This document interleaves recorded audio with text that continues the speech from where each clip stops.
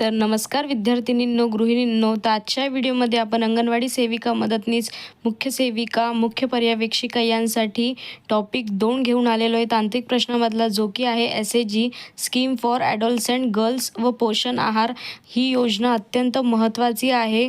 हे 10 ते 20 मार्क तुम्हाला योजनेवर आधारित अंगणवाडी सुपरवायझर भरतीमध्ये प्रश्न विचारला जातात. त्याच्यामुळेच नक्की शेवटपर्यंत बघा, महत्त्वाचे टॉपिक आहेत. पहिले तर आपण बघूया SAGचं फुल फॉर्म काय आहे. तर स्कीम फॉर ॲडॉलसंट गर्ल्स व पोषण आहार. तर याचा जो संदर्भ आहे तो बघूया. तर ही भारत सरकार महिला व बालविकास मंत्रालय, महाराष्ट्र शासन, महिला व बालविकास विभाग, मिशन सक्षम अंगणवाडी आणि पोषण 2.0 महाराष्ट्र शासनाचे 2025 ते 26 मधील अद्ययावत निर्णय.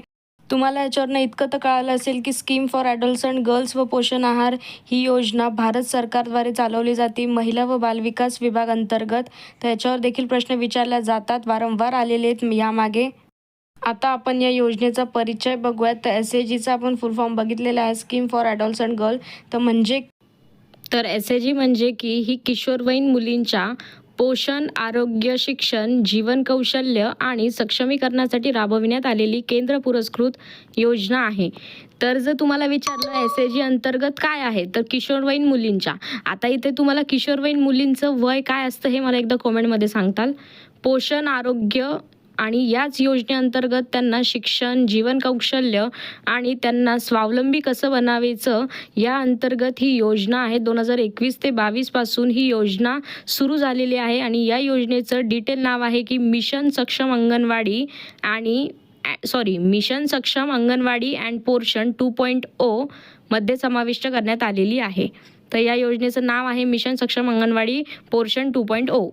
आणि तुम्हाला परीक्षेत असा देखील प्रश्न येऊ शकतो की ही मिशन सक्षम अंगणवाडी योजना कधी सुरुवात झालेली आहे. तर 2021-22 या वर्षापासून. आता आपण SAGचे उद्दिष्ट बघूयात. तर पहिलं उद्दिष्ट आहे की किशोरवयीन मुलींचे पोषण सुधारणे. दुसरं आहे रक्तक्षय ॲनेमिया कमी करणे. तिसरं उद्दिष्ट आहे आरोग्य व पोषण शिक्षण देणे. SAG अंतर्गत तुम्हाला मुलींचे आरोग्य सुधारणे, पोषण, त्यांना योग्य आहार देणे जो गरजेचा आहे, रक्तक्षय कमी करणे, आरोग्य व पोषण शिक्षण देणे आणि तुम्हाला मेन म्हणजे पोषण आरोग्य काय असतं याबद्दल त्या किशोरवयीन मुलींना योग्य ते मार्गदर्शन करणे देखील महत्त्वाचे आहे. जीवन कौशल्य सुधारणे, मासिक पाळी स्वच्छतेबाबत जागरूकता. आता हे किशोरवयीन मुली आहेत तर त्यांना तेव्हा मासिक पाळी येते, तर तुम्हाला त्याबद्दल स्वच्छतेचं ज्ञान देखील त्यांना द्यायचं आहे. शिक्षण व कौशल्य विकासाला प्रोत्साहन देणे. आणि लवकर विवाह, लवकर गर्भधारणा रोखणे. जर एखाद्या मुलीचं लग्न लवकर झालेलं असेल तर त्यांच्या परिवाराला किंवा त्या मुलीला समजावणे की लग्न थोडं वयात आल्यावरच करा. आणि जर एखादी मुलगी लवकर गर्भधारणा केलेली असेल तर तिला देखील समजवायचं काम हे SAG अंतर्गत आहे. आणि सर्वात शेवटचे उद्दिष्ट आहे की सक्षम निरोगी किशोरी तयार करणे. म्हणजेच की जे वयात आलेल्या मुली, किशोरवयीन मुली आहेत तर त्यांना निरोगी सक्षम करणे याचं देखील काम SAG अंतर्गतच आहे. तर या व्हिडिओच्या अंतर्गत तुम्हाला तांत्रिक प्रश्न प्रोसेस कशी असते हे समजणे फार गरजेचे आहे. त्याच्यामुळेच व्हिडिओ शेवटपर्यंत.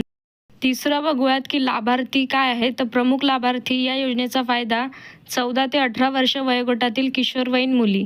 आता मी तुम्हाला सांगितलेलं होतं की किशोरवयीन मुलींचं वय काय असतं, तर इथे त्याचं आहे की 14 ते 18 वर्ष या वयोगटातील मुलींना किशोरवयीन मुली असे म्हणतात. आणि ही योजना विशेषतः शाळाबाह्य मुलींना प्राधान्य राज्य व केंद्र सरकारच्या विद्यमान मार्गदर्शक अंतर्गत राबवली जाते. तर इथे तुम्हाला विचारू शकतात की सक्षम अंगणवाडी पोषण आहार याच्या ज्या योजनेअंतर्गत SAG अंतर्गत किशोरवयीन मुली या किती वयोगटातील असतात, तर 14 ते 18 असा प्रश्न विचारला जाऊ शकतो. प्रश्न क्रमांक 4 आहे SAG अंतर्गत सेवा. तर पोषण सेवा आहे पहिला प्रकार यातला. तर पोषण सेवेअंतर्गत पूरक पोषण आहार दिला जातो. दुसरं पोषण समुपदेशन, BMI निरीक्षण, वजन व उंची मोजणी, रक्तक्षय प्रतिबंधासाठी समन्वय. तर या अंतर्गत पोषण सेवा दिलेल्या असतात. तुम्हाला इथे असेही प्रश्न विचारले जाऊ शकतात की यातील हे 3 ते 4 पैकी एक सेवा कोणती नाही आहे, तर यातली एक दुसरी बाहेरची सेवा दिल्या जातील तर ते त्याचं योग्य उत्तर ठरेल. म्हणजेच की इथे पूरक पोषण आहार, पोषण समुपदेशक, वजन व उंची मोजणी आणि तिसरं यापैकी एकही नाही असेही प्रश्न विचारला जाऊ शकतात. तर तुमचं याचं बरोबर उत्तर राहणार आहे यापैकी वरील सर्व. आरोग्य सेवा ही पुढील सेवा आहे SAG अंतर्गत. तर या योजनेअंतर्गत नियमित आरोग्य तपासणी ज्या किशोरवयीन मुली आहे त्या योजनेसाठी तर त्यांची नियमित आरोग्य तपासणी ही गरजेची आहे. IFA गोळ्यांचा समन्वय, कृमीनाशक औषधे म्हणजेच की राष्ट्रीय कार्यक्रमाशी समन्वय, मासिक पाळी स्वच्छता मार्गदर्शन हे आरोग्य सेवा अंतर्गतचे उद्दिष्ट आहेत.